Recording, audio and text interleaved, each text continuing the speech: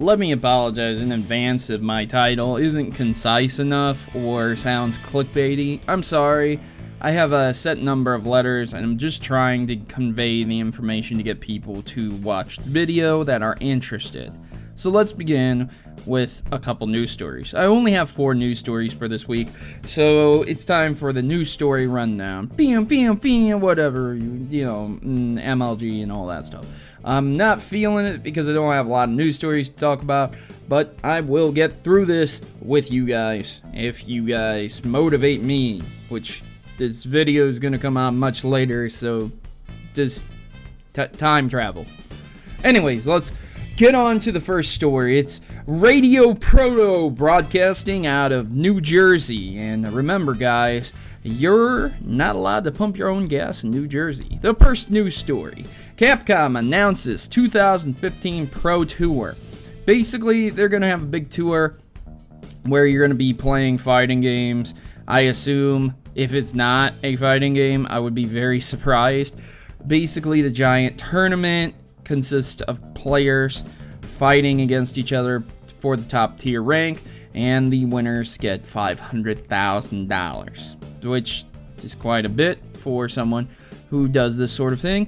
There's quite a few tour locations, event names and whatnot.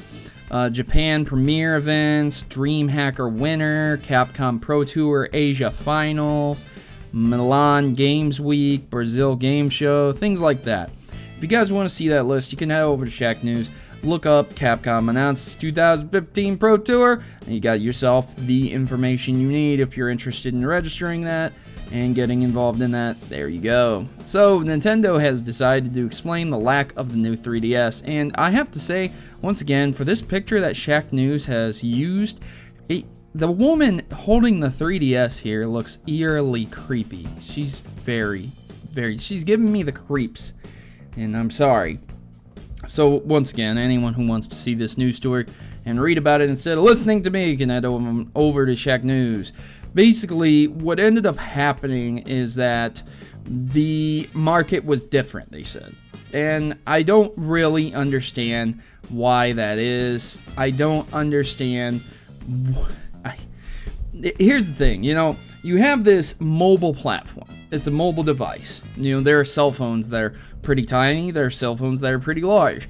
But all in all, you can fit the cell phone in your pocket. And here comes the new 3DS XL, LL, whatever. Put a bunch of L's behind it, and there you go. You have this massive thing, man, that can barely even fit in your back pocket, let alone your side pockets. And it's supposed to be a portable device. Maybe you could shove it in your backpack. Maybe. And yes, it's nice to have a bigger screen, but Jesus Christ, man, I want portability. I want to be able to put it in my pocket and walk around with it. Because whenever I go out to dinner or go out somewhere and I bring my 3DS for my daughter, I stick it in my pocket. Now, think about it. Where would I put that if I couldn't stick it in my pocket? I would have to hold it in my hand the whole time. That means I couldn't grab her, I couldn't carry her, I couldn't look at things with a free hand. I would have to be holding this 3DS the whole time.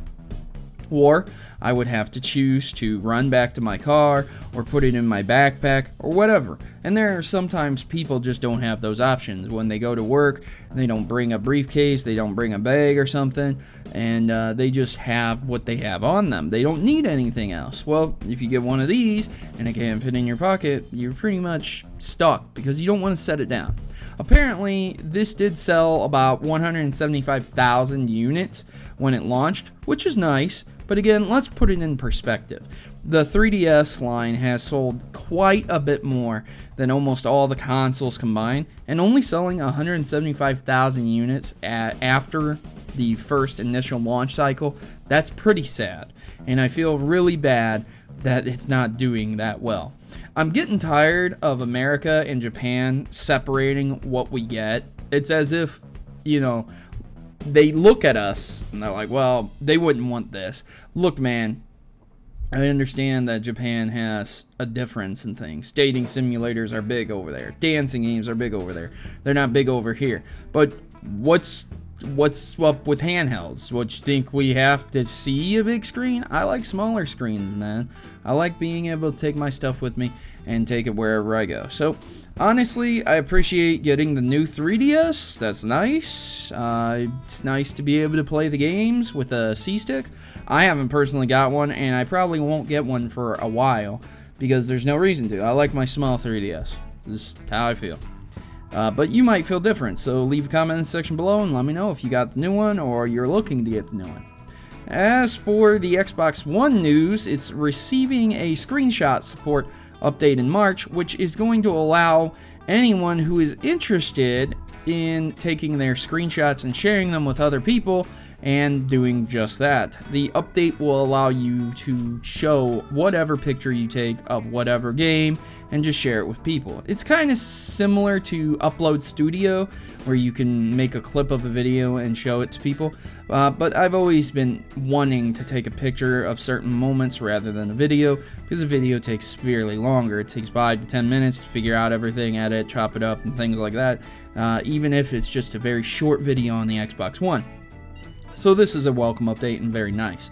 And finally, let's conclude on some Battlefield news. Apparently, Battlefield honors its vets with Hardline Veteran Pack.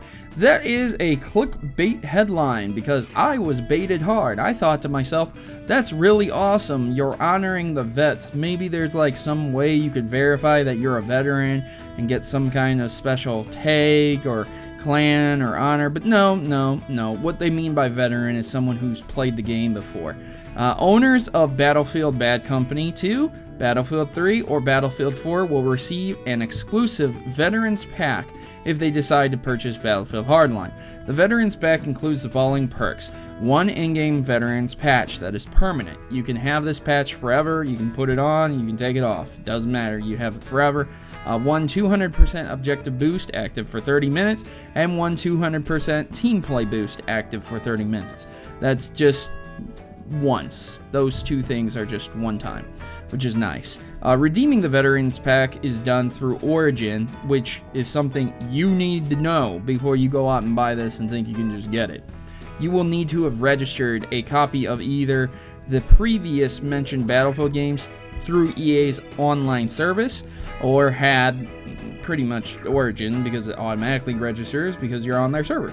So that's really up to you if you guys are interested in that. If you register any of the games after you purchase Hardline, you will still be able to receive the Veterans Pack.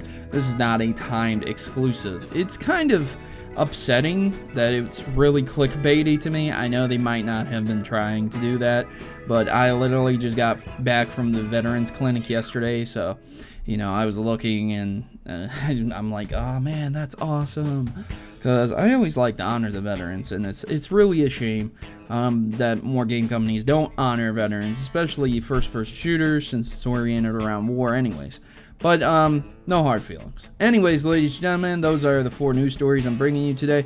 If you guys are interested in any of the news stories, please remember all my news comes from shacknews.com as my reference center and source. Please go there and check them out if you are interested in finding out about my news stories. They do not promote me. I do not promote them. They do not give me kickbacks. I do not get paid by them.